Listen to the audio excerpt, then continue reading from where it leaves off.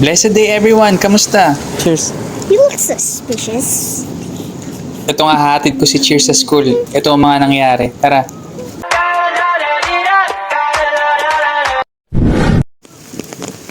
Ito nga, inabot kami ng ulan nung sinundo ko si Cheers sa school. Ending up, syempre, kinabukasan, inubo at ninagnat si Cheers. Kung mapapansin nyo, nag-hailstorm nung araw na yon. Kaya may maliliit na patak ng yelo. Buti nga't may malapit na clinic dito sa amin. Tapat lang siya halos ng Brandon University. 5-minute walk nga lang to, nasa likod lang halos ng bahay namin.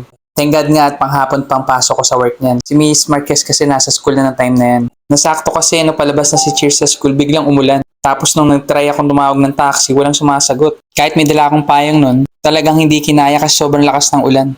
Kaya basang-basa kami ni Cheers ng araw na yun. Gahanap nga ako dito ng gamot na pwede kay Cheers. Pero sabi sa akin, mas mabuti nga ipatingin ko si Cheers sa doktor. Narinig kasi niya yung ubo ni Cheers. Kung nasa Pilipinas nga lang kami nito, naistorbo na naman namin yung pinakamaganda naming pediatrician na si Tita Dr. Ate Charms na laging nakasubaybay para kay Cheers. Kaya sobrang thank you sa Ate Charms. Ito nga, papasok na kami sa clinic para ma-check na si Cheers. Tinanong nga kami kung meron na kaming health insurance. Sabi ko kaka-apply ko pa lang kasi sa Manitoba Health Card. Si Mrs. Marquez pa nga lang merong health insurance from their school.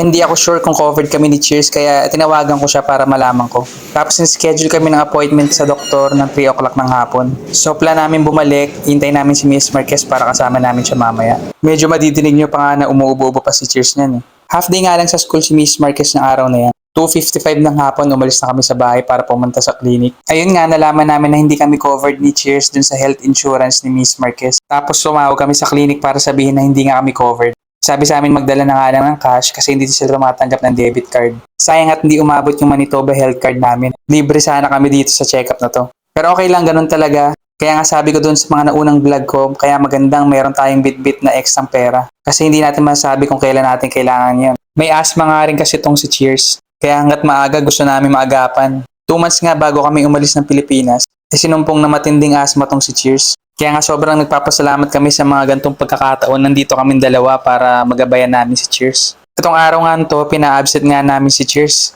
Last day kasi napasok nila bukas. Gusto nga niyang pumasok kaya sabi ko magpahinga ka muna ngayong araw na to. Siguro kulang na lang sa papawis tong si Cheers. Kasi dati sa Pilipinas nakakapag-taekwondo pa si Cheers. Sobrang laki nga nang natutulong kay Cheers ng taekwondo. Kasi nga lumakas yung pangangatawan ni Cheers nun. Ito nga, nagsimula na kayong magbayad. Bali, appointment sa doctor is $40. Sa pera natin dyan, almost 1.6. Anyway, speaking of taekwondo, shoutout nga pala sa Team MJL Taekwondo Candelaria. Nasa Thailand sila ngayon, nagko-compete. Sobrang nakaka-proud. God bless nga pala sa inyo dyan. Ito nga, iniintay na namin yung tawag sa amin ng doktor. Buti nga kahit may ubotong si Cheers, masigla pa rin siya. Sobrang bait nga ng mga taong nag-a-assist sa amin dito. Sayang nga daw at di pa kami na-covered ni Cheers sa insurance. Pero may binigay nga sila sa aming libreng chamber yung ginamit kay Cheers na kung bibili namin ay medyo mahal pa. Kaya thank you Lord pa rin talaga. Eto nga tinawag na si Cheers. Sabi nga sa kanya nung chinek siya, yun nga yung ubo niya medyo kakaiba nga daw. So binigyan na naman si Cheers ng antibiotics. Tsaka binigyan na rin siya ng inhaler. After 1 week nga daw ibalik namin si Cheers para ma-check daw uli. Tapos sinabi pag may chance din daw kami, bumili na rin kami ng nebulizer ni Cheers. Nasa isip nga namin na dalhin yung nebulizer ni Cheers sa Pilipinas. Kaso nga lang, mabigat na sa bagahe. Flex ko nga lang tong t-shirt ko, God is in control. Salamat sa laging paggabay mo sa amin. Alam nga namin hanggat nandiyan ka, hindi mo kami pababayaan. Shoutout nga pala sa cute naming pamangkin na si Elise. Napakagaling at ang daming awards sa school. Good job, Elise. Shoutout din sa kaibigan namin at kapatid naming si Otan. And kay Ate Joyce at sa inaanak naming si Tali.